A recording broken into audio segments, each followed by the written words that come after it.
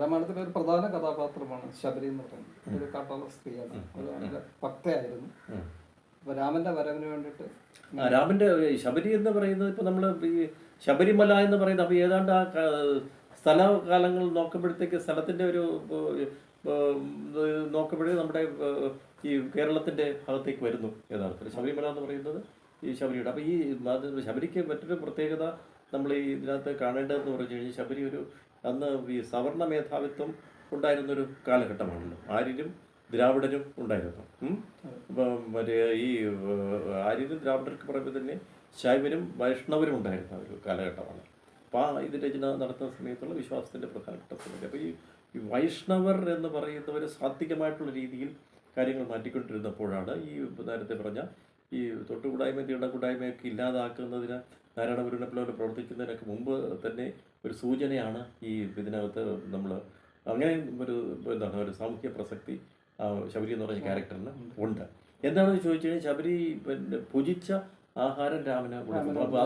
അപ്പോൾ അതിന് പ്രധാനം പറഞ്ഞ ഒരു എന്താണ് പഴം കഴിക്കുമ്പോൾ അത് പുളിയുള്ളതോ മധുരമുള്ളതോ എന്ന് കഴിച്ച് നോക്കിയിട്ട് മധുരമുള്ളത് മാത്രമാണ് എന്താണ് രാമന് കൊടുക്കുന്നത്. അപ്പോൾ അത് രാമൻ എന്താണ് ഒരു ശബരിയുടെ അല്ലെങ്കിൽ ഒരു വധകൃതരായിട്ടുള്ള അന്ന് പറഞ്ഞിരിക്കുന്ന എന്താണ് ഒരു താണ ജാതിക്കാരിയുടെ എച്ചിൽ പൂജിച്ചു എന്നുള്ളൊരു സങ്കല്പം കൂടിയുണ്ട്.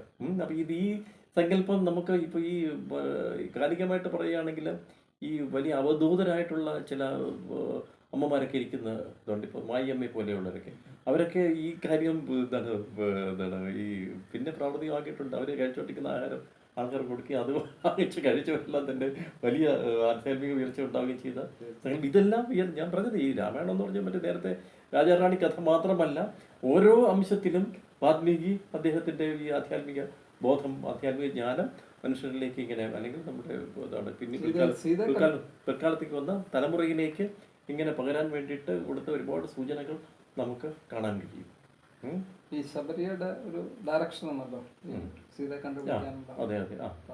അപ്പോൾ അത് മറ്റേ ഈ മറ്റേ കിഷ്കിന്ധ കാണ്ഡത്തിലേക്ക് കിടക്കുന്നതിന് മുമ്പാണ് ഈ ശബരി വരുന്നത്. കിഷ്കിന്ധ കാണ്ഡത്തിലേക്ക് കിടക്കും. പിന്നെ ഹനുമാനുമായിട്ട് ബന്ധമുണ്ടാകുന്ന ഈ ഇതിനെ ഈ മറ്റേ ഈ സമയത്ത് ഉപേക്ഷിച്ചിരിക്കുന്ന ഒരു ആഭരണം ഇങ്ങനെ രാമന് കൊടുക്കുന്നതായിട്ട് കൊടുക്കുകയും അങ്ങനെ ലഭിച്ചിട്ട് പിന്നെ ബാലിയുമായിട്ട് പിന്നീടുള്ള ബാലിയും സുഗ്രീവനുമായിട്ടുള്ള ബന്ധങ്ങളാണ് പിന്നെ വരായിരിക്കും.